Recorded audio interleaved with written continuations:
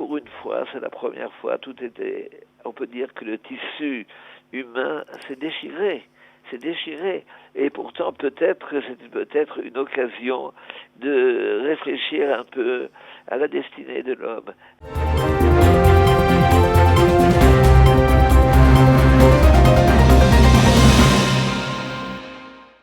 Rav Lionel Cohn, bonjour Boker Tov.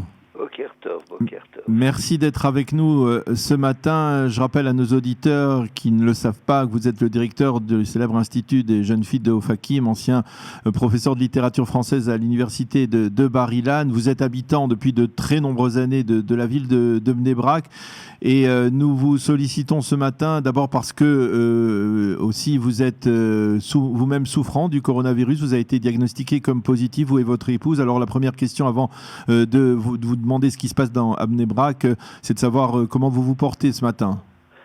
Bon, écoutez, on vit avec la maladie et il faut essayer d'être conscient que on est toujours entre la vie et la mort. Et alors, c'est essentiel, c'est de savoir que ce que nous avons à faire, c'est à faire la volonté du Tout-Puissant. Il nous a envoyé cette maladie. Il a envoyé cette maladie à l'humanité.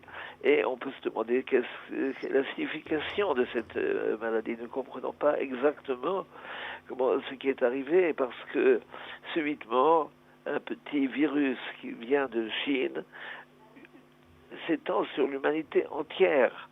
Et il touche non seulement le corps, il touche l'économie, il touche les relations sociales, il touche absolument tout, et on n'a pas encore trouvé véritablement de possibilité de répondre à cela. Je crois qu'il y a ici quelque chose de tout à fait exceptionnel. Nous vivons vraiment une époque différente des époques précédentes. Ce n'est pas un ennemi, ce n'est pas l'économie, quelqu'un qui a fait du tort.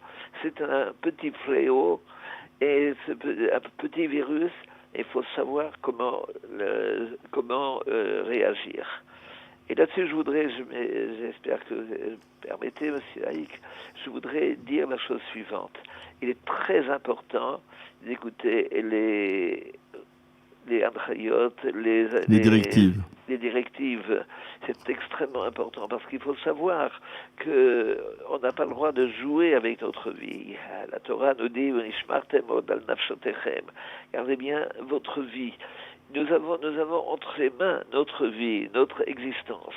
Et de cette façon, on n'a pas le droit de l'abandonner. C'est notre famille, notre corps, notre société. Tout cela vit ensemble. Et pour une fois, c'est la première fois, on peut dire que le tissu humain s'est déchiré. C'est déchiré. Et pourtant, peut-être que c'était peut-être une occasion de réfléchir un peu à la destinée de l'homme, ce que l'homme a à faire sur Terre. Est-ce que l'homme doit être sur Terre uniquement pour se remplir la panse, excusez-moi d'expression, uniquement pour profiter et jouir, ou bien pour reconnaître qu'il y a un créateur. Et de cette façon un peu dure, je reconnais, de reconnaître le créateur. Il faut le savoir, il n'y a pas de hasard. L'histoire d'Israël prouve qu'il n'y a pas de hasard. L'histoire d'Israël qui existe depuis 3500 ans et qui est le seul peuple qui tienne la même doctrine depuis 3500 ans, eh bien c'est la meilleure preuve qu'il y a quelqu'un qui dirige le monde. Il est vrai qu'il nous est difficile des fois de comprendre. Nous ne comprenons pas pourquoi il arrive ceci ou il arrive cela, mais il faut savoir qu'il y a une main qui dirige l'histoire.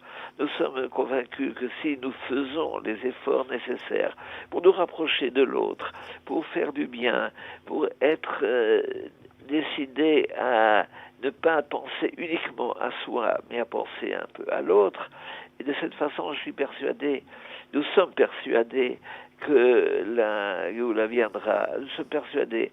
Nous ne le voyons pas aujourd'hui. Nous sommes encore dans le tunnel. Mais je suis certain qu'il y a une sortie du tunnel. C'est à nous simplement de faire, à nous d'agir, à nous de construire. C'est-à-dire qu'on dit agir, ça doit entraîner à réagir. Quand les enfants d'Israël ont reçu la Torah au Sinaï, ils ont dit on va faire et après on va comprendre. C'est Venishma. On agit et après on réagit, on comprend.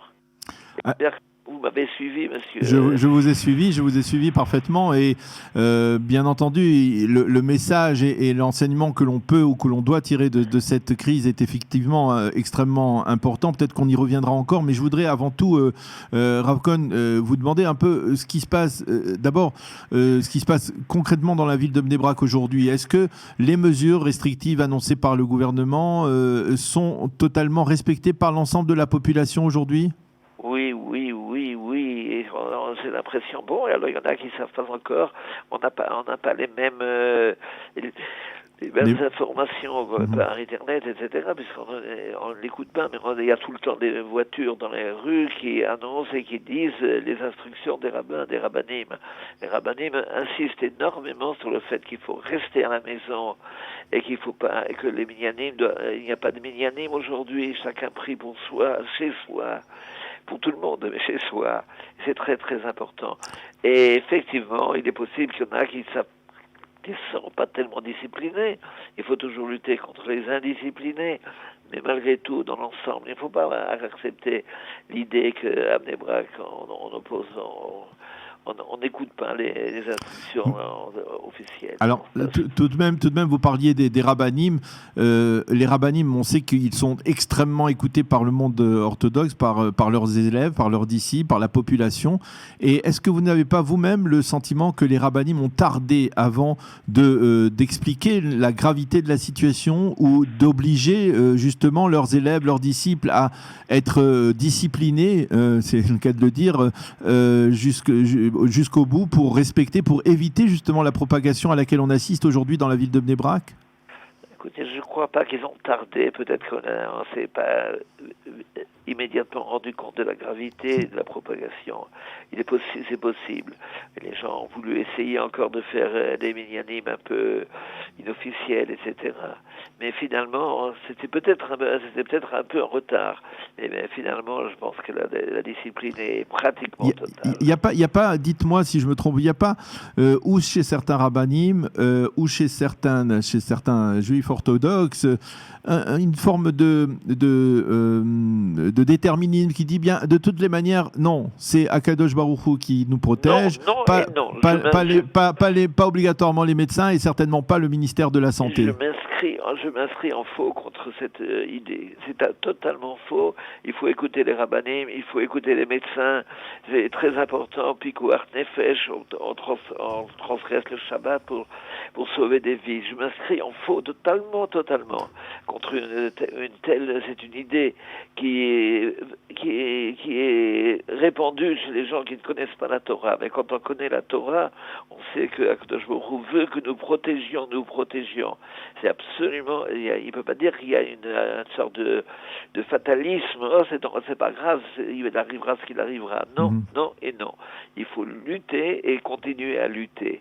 Et de cette façon, il y aura la Géoula, Imirtse Hashem, bientôt. Vous avez compris? Vous me suivez? Je vous suis, nous vous suivons parfaitement, Rav Cohn. Et pour revenir justement à ce message, on est à l'approche de la fête de Pessah et on va célébrer Pessah de manière tout à fait particulière. C'est-à-dire, quel est l'enseignement que vous tirez de cette situation sans précédent? On est à moins de 6 jours de Pessah et il faut bien avouer que l'atmosphère n'y est pas particulièrement, ou alors c'est tout à fait... Comment vous vivez ces jours-là? Vous avez raison, 100%, mais je vais vous expliquer. En vérité, Pessah doit être pour nous la fête de la Géoula qui a eu lieu. Alors donc, on aime bien faire ça dans c'est-à-dire familial, c'est devenu une fête familiale, etc. En réalité, c'est peut-être une occasion de se réveiller, une occasion de voir peut-être qu'il y a quelque chose d'au-delà, il ne s'agit pas seulement d'un repas de Pessah, mais il s'agit pour toute la soirée du Seder, lorsque nous récitons la Haggadah, lorsqu'on raconte le passé de l'histoire d'Israël et les nissim qui ont été faits, alors on va dire que c'est peut-être que nous vivons aujourd'hui de façon absolument exceptionnelle. Et effectivement, c'est une ère nouvelle, c'est une période nouvelle. Effectivement, il y a une sorte de, peut-être, de ressourcement qui est nécessaire pour que nous soyons conscients que notre Torah, en vérité, elle est éternelle. Elle s'applique toujours à chaque époque. C'est vrai, cette année, ça sera vraiment difficile. C'est vrai, cette année, ce sera vraiment différent. Cette année sera différente.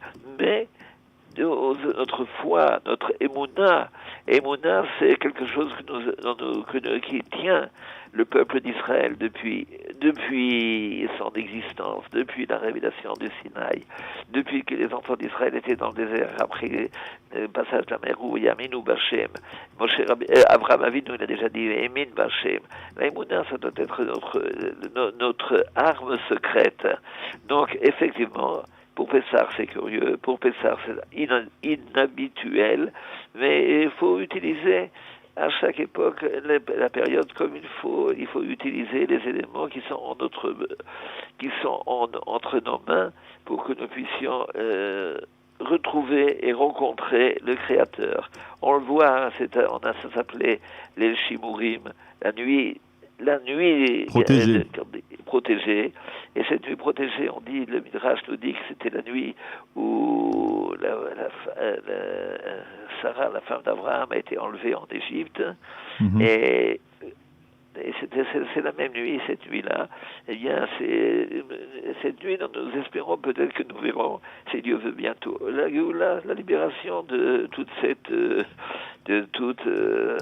ces difficultés dont nous sommes, cette obscurité que nous voyons aujourd'hui, et nous espérons que nous ne voyons pas, et espérons que nous verrons bientôt la lumière, je vous dis, au fond du tunnel. Espérons de voir l'éclat de la vérité. Eh bien, Rav Lionel Cohn, merci beaucoup d'avoir été avec nous ce matin. On vous souhaite avant tout une bonne santé, un bon rétablissement, que vous traversiez cette épreuve le mieux possible, et une bonne fête de Pessah également, et bonne continuation. Be'atzlacha. Alors, Chag Sameach pour tout le peuple d'Israël, et en particulier pour les francophones. Merci beaucoup et à bientôt. À bientôt.